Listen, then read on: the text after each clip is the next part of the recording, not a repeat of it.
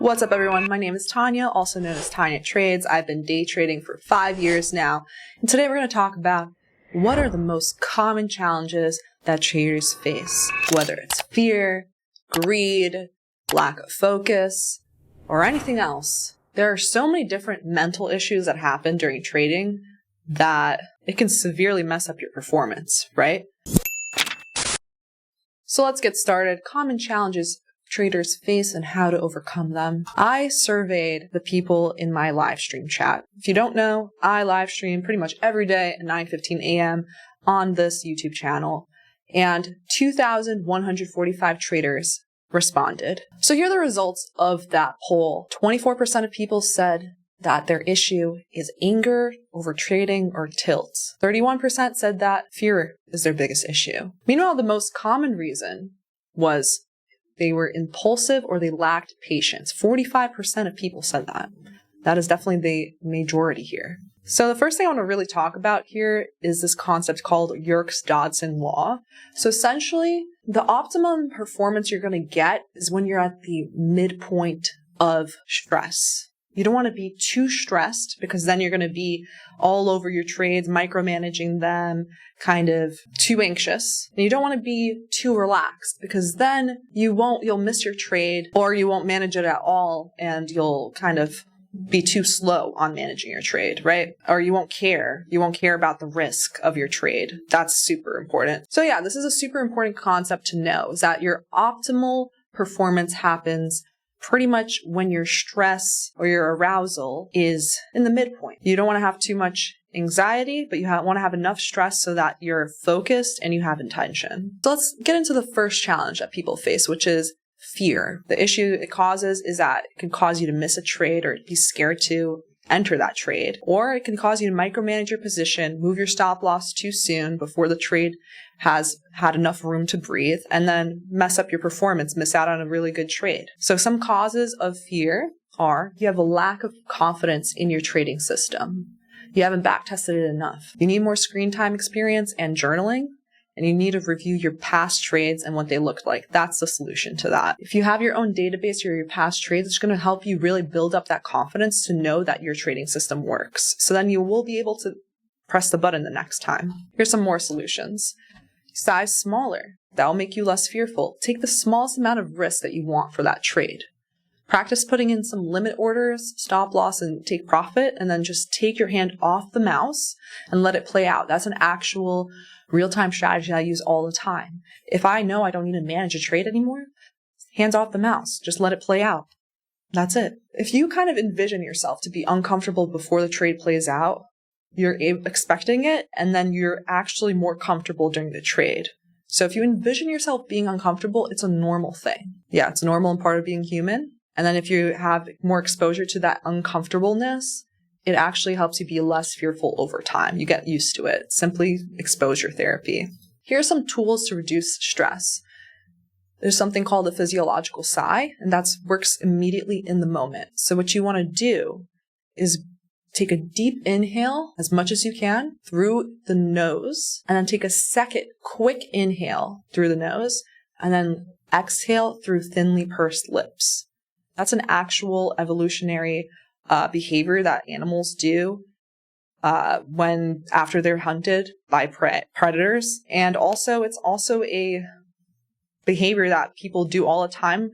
They don't even realize it. It's when they're crying, they tend to like take that second sniff, and then that helps your body relax. Literally, you can feel your blood pressure go down and your heart relax a little bit more.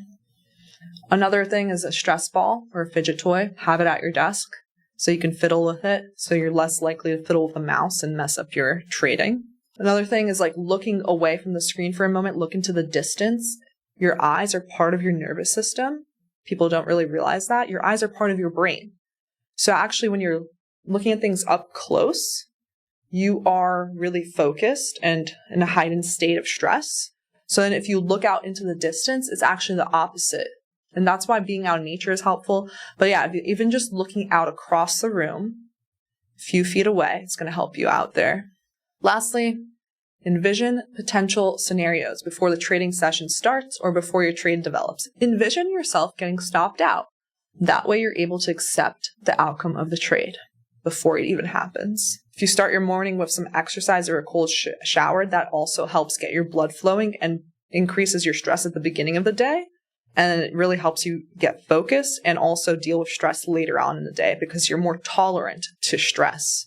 Lastly, another thing I do is I have some logic statements at my desk so that I could read them out loud if I start feeling a little bit of emotion.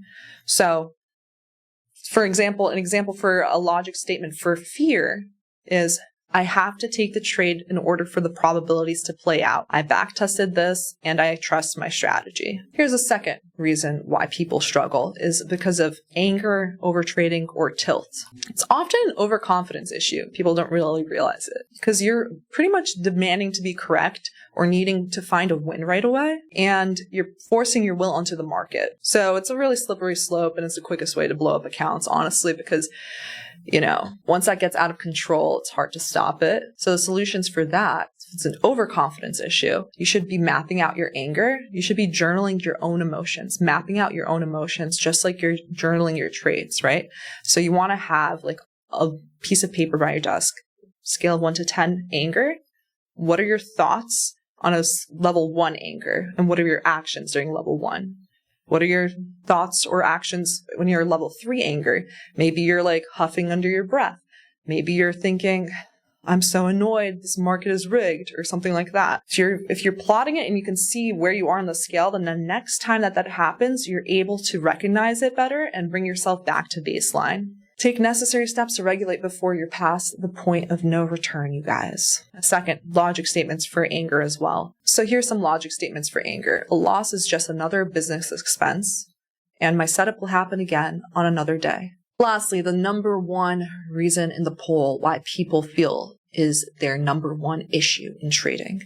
They are impulsive or lack patience. I mean, pretty much they're kind of addicted to trading in that sense, which is why I put this meme up there. But this is pretty much true. So there's a concept I want to talk about. It's called delayed discounting, which means that like high dopamine rewards mess up with your ability to delay gratification. So if you feel really euphoric about that trade, it's hard to think about long term, and it's easier to think I need to make that money now. So it's really hard to build that patience. So the value of the reward goes down the longer we have to wait for it. And I want to actually talk about that concept here. This is a study where they polled people with low impulsivity and high impulsivity. And they asked them, like, would you rather have $100 in X amount of days or X amount of money now? So this is plotting this along this curve. So you can see here that after 100 days, the $50 now would be equal to people getting $100 in 100 days right here in low impulsivity people, right? In high impulsivity people, after 100 days, people would rather have $10 now than $100 in 100 days. So it's important to kind of understand this. So this concept is really important to have in the back of your mind because honestly, trading attracts highly impulsive people or people with addictive personalities. If you're at least self-aware of this, you can help build your patience over time because it's just normal. Even in human nature, even people with low impulsivity, it's hard for them to wait for money. So here's some more reasons behind impulsivity. You have a lack of confidence that your system will occur, that your system will give you the entry. You have a lack of, right there, that your system will even present itself or get you an entry.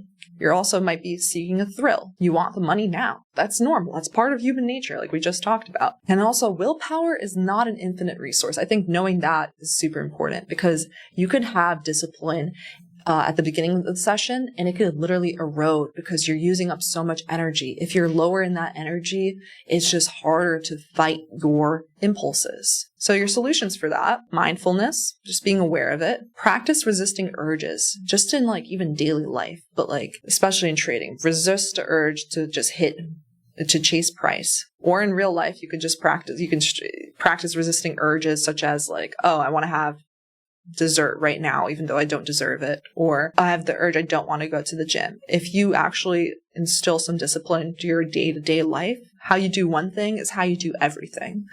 So strengthen the neural connections if you practice your patience, even in the outside world.